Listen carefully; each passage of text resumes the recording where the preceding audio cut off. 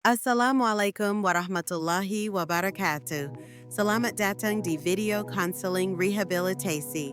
Kali ini kita masuk ke BAB, MIPS, Biopsychology dan Sistem Saraf. Apa hubungannya otak, sistem saraf, dan counseling?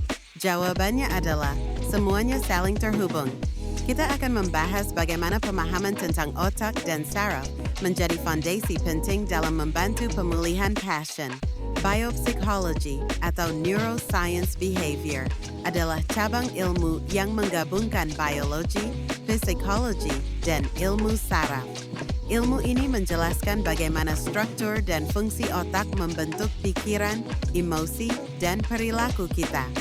Dalam konseling rehabilitasi, pemahaman ini krusial karena setiap trauma, cedera otak, atau gangguan sensorik selalu berdampak pada kondisi psikologis klien.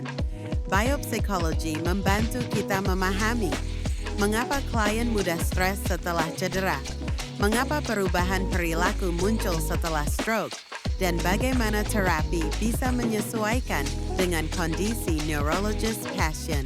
Semua ini melibatkan sistem saraf, neurotransmitter, dan struktur otak. Sistem saraf terdiri dari Sistem Saraf Pusat (SSP), otak dan sumsum tulang belakang. Sistem Saraf Perifer, saraf sadar dan otonom. Kerusakan sistem saraf seperti pada MS atau cedera tulang belakang memengaruhi gerak, persepsi, bahkan emosi. Konselor perlu memahami batasan dan potensi regenerasi sistem ini agar bisa merancang strategi yang realistis dan suportif. Sistem sensorik menghubungkan tubuh kita dengan dunia luar. Proses ini melibatkan reseptor, jalur saraf, dan korteks sensorik.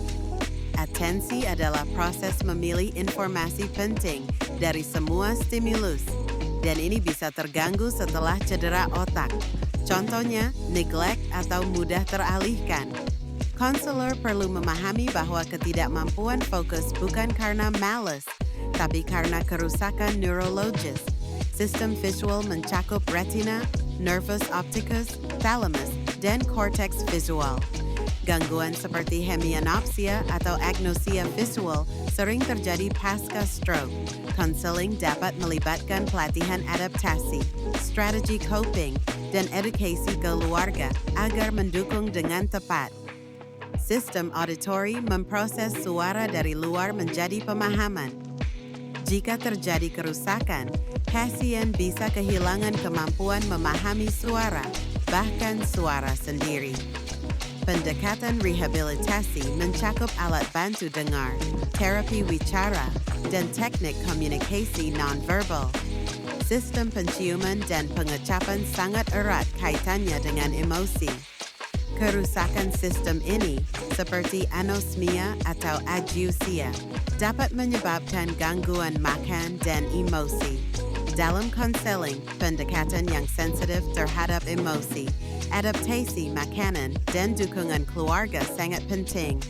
Pemahaman biopsikologi memungkinkan konselor memahami gejala klien sebagai bagian dari kerusakan sistem saraf. Contohnya, pasien dengan phantom limb merasa frustrasi, bukan halusinasi, tapi persepsi tubuhnya terganggu, atau pasien stroke yang apatis karena gangguan dopamin, bukan semata-mata tidak niat. Dengan dasar biopsikologi, konselor bisa menentukan pendekatan yang sesuai kapasitas otak pasien, menghindari intervensi yang terlalu menuntut atau membingungkan, membantu keluarga memahami perubahan perilaku klien, memberikan terapi suportif seperti mindfulness atau terapi perilaku yang sesuai jalur saraf klien.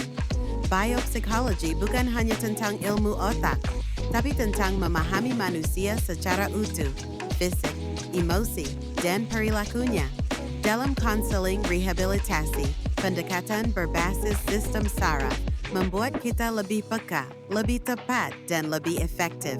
Dengan ilmu ini, kita tidak sekadar memberi saran, tapi menyentuh inti pemulihan klien dari dalam. Terima kasih telah menyimak video ini. Sampai jumpa di bab selanjutnya. Wassalamualaikum warahmatullahi wabarakatuh.